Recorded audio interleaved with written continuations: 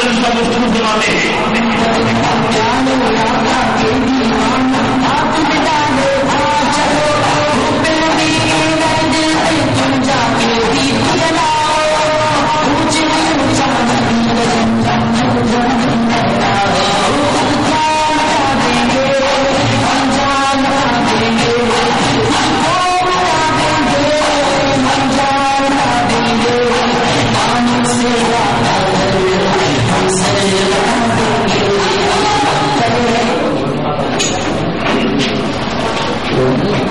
بسم الله الرحمن الرحيم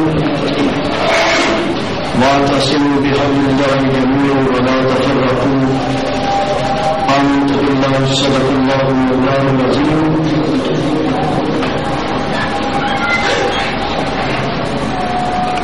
اللہ بھی محمد بھی قرآن دیے کیا بڑی بات ہوتی جو ہوتے مسلمان دیے.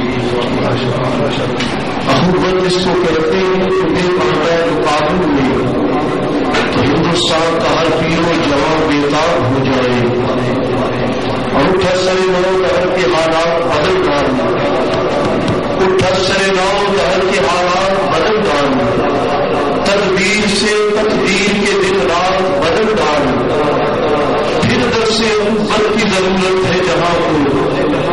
آقائی و غلامی کے کتابات بدل ڈالنا. شیر جزیرت مہمانان گرامی علماء اسلام پیران طریقت مذہبی و سیاسی قائدین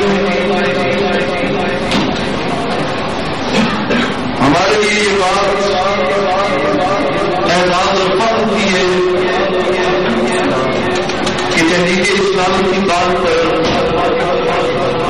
آج جہاں اسٹیج پر اتنے معززین علماء و مشائخ اور مذہبی اور سیاسی رہنما موجود ہیں اسی طرح اسٹیج کے لوگ بھی یہ جانتے ہیں کہ جو ہمارے سامنے بیٹھے ہوئے ان میں ایک کثیر تعداد جبہ و دستار کی مالک ہے اور محراب منبر کے بارے سے اور دینی جذبہ رکھنے والے دوست ہیں اور اسلام کے لیے مر مٹنے کا حوصلہ رکھنے والے لوگ یہاں پر موجود ہیں. برادران اسلام نبی کریم صاحب دولات صلی اللہ علیہ وسلم عرب کی سرزمین پر تشریف لائے تو حضور نے پتھروں کے اس دور میں انسانیت کو وہ شکر آگہی دی کہ اس وقت کی مسلمان حکومت اسلامی سپر پاور بن کر دنیا پر چھاتی ہے. پھر ایک وقت وہ بھی آتا ہے کہ جو مسلمان باہمی جھگڑوں اور آپس کے مناظروں کے پیش نظر ہلاکو خان اور چنگیز خان کی سازشوں کا شکار ہو جاتے ہیں اور مسلمانوں کی سلطنتیں ان کی لیبارٹریاں اور ان کی لائبریریاں برد آگ ہو جاتی ہیں تباہ و برباد ہو جاتی ہیں اور مسلمانوں کے سروں کی کھوپڑیاں کے مناظر لگائے جاتے ہیں اور علماء کو تہے پھینک دیا جاتا ہے. پھر ایک وقت وہ بھی آتا ہے جب شہنشاہ بغداد اور ان کے ہم معاصر صوفیاء نے اسلام کو پھر سے ایک آکسیجن دی اور ڈوبتی ہوئی ناؤ کو سہارا دیا اور ملت اسلامیہ کو بہادر اور حکامت کا پیغام دیا. مناظروں سے ہٹ کر مشاہدوں کی دنیا میں لے جا کر انہیں پھر پرچم اسلام کی سربلندی کے لیے کھڑا کر دیا. لیکن ہم دیکھتے ہیں پھر ایک وقت وہ بھی آتا ہے جب برطانیہ کے نوآبادیاتی نظام کے تحت جہاں بلاد عرب کے ٹکڑے کر دیے جاتے ہیں سلطنت عثمانیہ کو پاس کیا جاتا ہے عطا ترک جیسے بے دین شخص کو ترکی کے اوپر مسلط کیا جاتا ہے. اسی کے پیش نظر ہم دیکھتے ہیں کہ ہمارے دائیں بائیں آگے پیچھے جتنے بھی حکمران آتے ہیں وہ مغرب کے خون چھلا ہوتے ہیں. ان کی ذہنیت اسلام پسند نہیں ہوتی. آپ عرب سے لے کر عجم تک شرق سے غرب تک جس مسلمان کے دل پر بھی دستک دیں گے وہ اسلام کے نظام کو اپنی بقا کی ضمانت سمجھتا ہے اور اپنی آخری امید سمجھتا ہے اور روشنی کا مینارہ سمجھتا ہے، لیکن ایک سازش کے تحت ہمارے اوپر مغرب زدہ حکمرانوں کو اور مغرب زدہ بیوروکریسی کو یوں مسلط کیا گیا کہ آج ہم دیکھتے ہیں کہ ہمارا پیارا ملک پاکستان، جس کے نظام، جس کے بنتے وقت یہ کہا گیا تھا کہ پاکستان کا مطلب کیا، لا الہ الا اللہ، اور آئین ریاست کیا ہوگا، محمد رسول اللہ صلی اللہ علیہ وسلم، لیکن ایک سازش کے تحت ہمیں اس ٹریک سے ہٹا دیا گیا۔ لیکن آج جس لمحے میں آپ اور ہم اس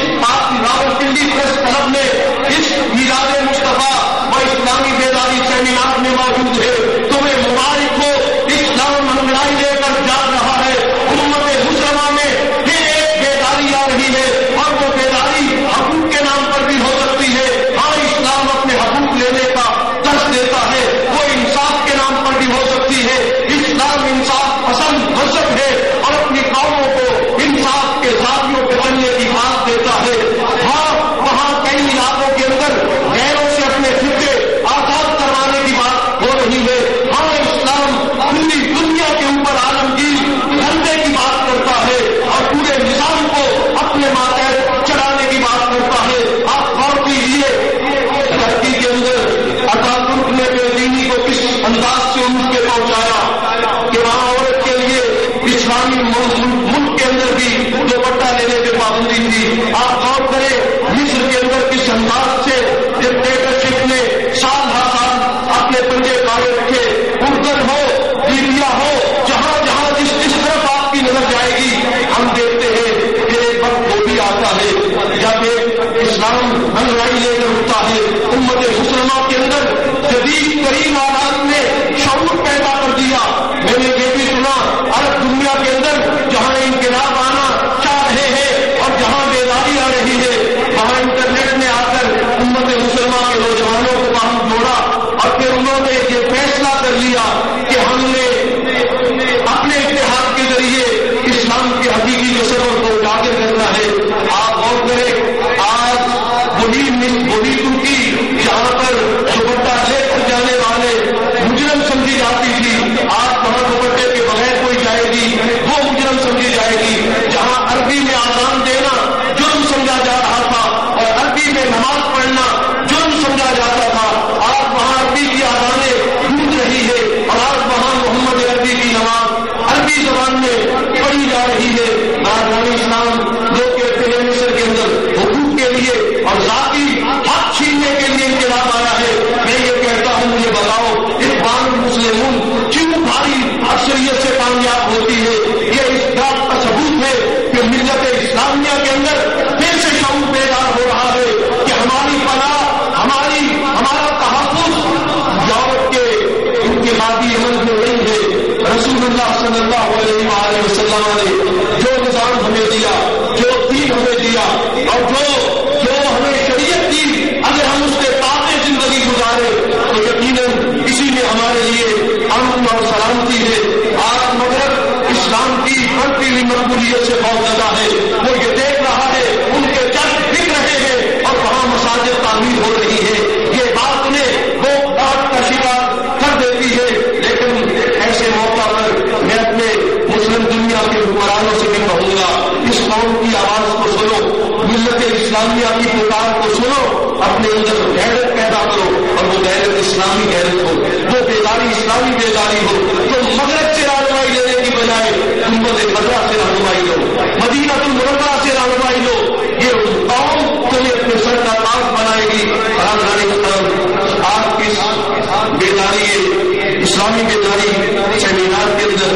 میں یہ کہوں گا کہ پاکستان صحیح معنوں میں اسلامی حکومت بننے کے لیے اور یہاں پر اسلام نافذ ہونے کے لیے بنا تھا، لیکن بدقسمتی سے ہمارے یہاں غیروں کا ایجنڈا مکمل کرنے کے لیے کفر کے فتووں کی مشین جاری کی گئی اور کفر کے فتوے بانٹ کر مسلمانوں کو آپس میں ان کے اتحاد یکجہتی کو پارا پارا کیا گیا۔ آئیے آج ہم متحد ہو کر، ہم ایک پوری کتاب کی طرح ہے، ہم تحریک اسلام کے نام سے یہ پیغام دے رہے ہیں کہ اسلام ہم محبت کا مذہب ہے بلکہ پوری انسانیت کے لیے جو ہے وہ خیر ہی خیر ہے. اور ہمیں فرقوں سے آزاد ہو کر, ہمیں آپس کے تفرقوں سے آزاد ہو کر آؤ نعرہ اسلام جیے مسلمان کی بنیاد پر, قوم اور ملت اسلامیہ کو متحد کرے اور انہیں یہ پیغام دے کہ لاکھوں پاکستانیوں نے اور مسلمانوں نے قیام پاکستان کے وقت اس لیے قربانیاں نہیں دی تھی کہ موجودہ مغرب زدہ حکمران ہمارے اوپر مسلط ہو کر یہ پیغام دے کہ ہم تمہیں اسلام نافذ نہیں کرنے دیں گے. یقیناً وہ اسلامی بیداری جو ہر دنیا کے اندر آ رہی ہے, وہ اسلامی بیداری جو آج مشرق بھی اپنے اندر محسوس کر رہا ہے, وہی اسلامی بیداری کا پیغام میلاد مصطفیٰ کی رحمت پاک کی ساعتوں کے اندر یہ علماء, یہ مشائخ, مذہبی اور سیاسی جماعتوں کے قائدین آپ کے سامنے رکھیں گے. میں ایک بار پھر اسٹیج کے اوپر موجود مذہبی اور سیاسی رہنماؤں کا اور جو ہے وہ ہال کے اندر موجود تمام مذہبی سیاسی رہنماؤں اور دینی جو ایکٹیوسٹ یہاں پہ موجود ہے, جو مرکز موجود ہے, میں سب کا شکریہ بھی ادا کرتا ہوں اس یقین کے ساتھ کہ زلفوں کی طرح اڑد کے سمجھنا سیکھو, زلفوں کی طرح اڑد کے سمجھنا سیکھو, موتوں کی طرح بہتر کے سمجھنا سیکھو, اسلام کے نام پہ بلنے والوں,